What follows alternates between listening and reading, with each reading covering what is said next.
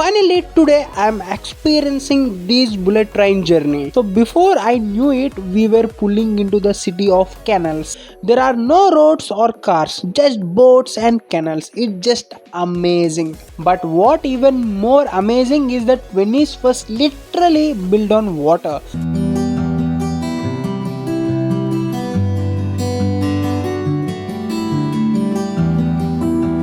Watching the sunset over the canals was the perfect way to end the day. The crowd had thinned out and the city felt quieter, more peaceful. Hi guys, welcome to Charco and Explorer and this hero Shanmuk.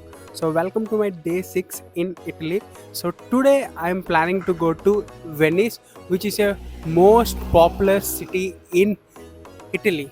So today I gonna travel to Venice and I gonna spend the day 6 and day 7 in Italy.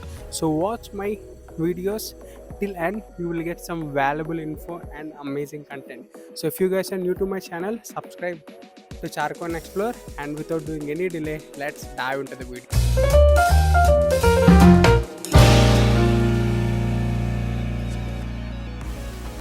So it's my day 6 of my Italy trip and I'm heading from Milan to Venice. Today adventure began on Italy's high-speed Frecciarossa bullet train. Now let me tell you, traveling on bullet train in Italy is a whole experience in itself. Since childhood, I saw so many bullet trains in television and heard through my teacher that it goes so high speed, this, that, etc. etc. Finally, today I am experiencing this bullet train journey. These trains, part of Italy's Trenitalia network, are among the fastest in Europe, reaching speed of up to 300 kilometers per hour. But what even more impressive than the speed is how smooth the ride is. You won't barely feel the speed. The interior incredibly comfortable, wide seats, plenty of leg room and large windows that let you take in the gorgeous Italian landscape, and of course there is a free Wi-Fi, so I spend my part on the trip on phone. One of my favorite thing about the train was how quiet and peaceful it felt despite the speed. I sat back there and they provide some snacks, juice and coffees, and I grabbed one juice and I enjoyed the effortless journey. It's such a convenient way to travel long distance in Italy without the hassle of airport or long drives. The train also passes through some charming towns and beautiful countryside, so keep your eyes peeled for some great view. Plus, Venice is only about 2.5 hour ride from Milan, so before I knew it, we were pulling into the city of canals.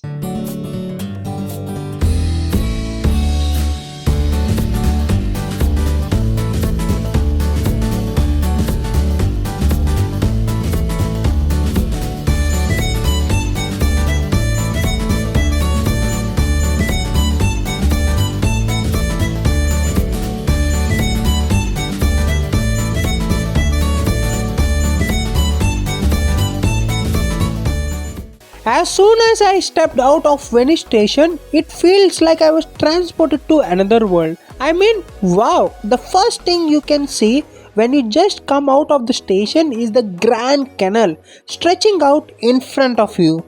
The view is straight out of a painting, with centuries old buildings, domes and towers rising from water. The city of Venice is truly unique. It's spread across 118 small islands separated by canals and connected by over 400 bridges. There are no roads or cars, just boats and canals. It's just amazing. I stood there for a good minute just taking it all in. It was surreal to think that this city has been around for over millennium and continues to thrive despite the rising water level and the challenges of modern time. There this magical, almost timeless atmosphere that hit you as soon as you arrive. You know what? Venice's wealth and power are reflected in its grand architecture. Many of these buildings along the Grand Canal were once palaces of wealthy merchants. But what even more amazing is that Venice was literally built on water. They drove millions of wooden piles into lagoon, which still support the city to this day. Because the wood is submerged in water and deprived of oxygen, it doesn't rot. A clear solution that has lasted for centuries. After soaking in that initial view, it was time to find my stay. Now, getting around Venice is a bit of adventure in itself. The streets are actually narrow and there are no cars, just pedestrian and boats. So, with my luggage in tow, I made my way through the winding streets. Across a few small bridges, navigating Venice maze like a layout. Trust me, if you visit Venice, you will get lost, but that's half the fun. I finally arrived at my stay, which was in one of these classic Vitian buildings. Tall, narrow, and charmingly rustic. And one thing about this Venice in the summer, it's get hot. The narrow streets don't allow offers relief from the heat, and I could definitely feel the humidity rising from the canal. So after dragging my luggage to my stay, I was ready for a break. So first let me talk and show my stay. It was traditional Venice building with 3 bedroom, common space and kitchen, and it was quite good place. Then I took a quick rest to escape the afternoon heat before heading out for my evening exploration. Once I had rested up, it was time to really start exploring Venice. So first I decided to take 1 day pass. The reason also I will provide. Well, this 1 day travel card that gave me unlimited rides on Vaporati Venice water bus.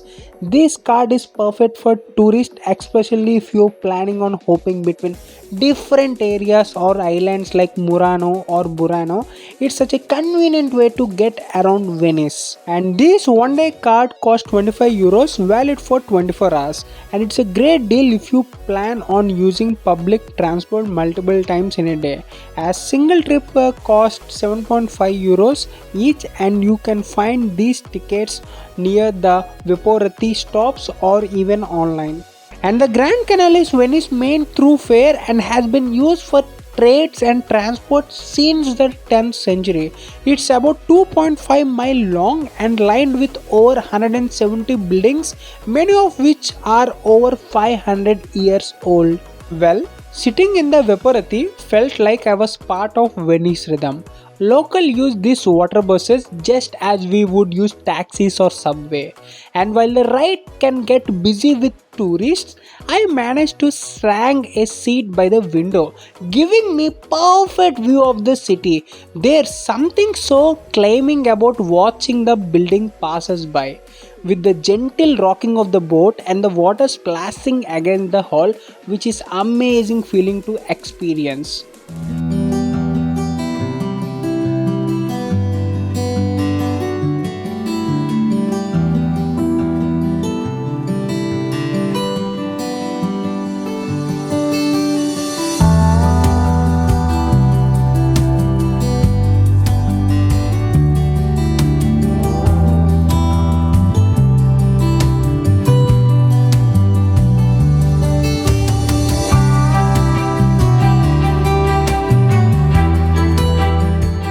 After my water taxi ride, I hopped off near St. Mark's Square, which is Venice's most iconic spot.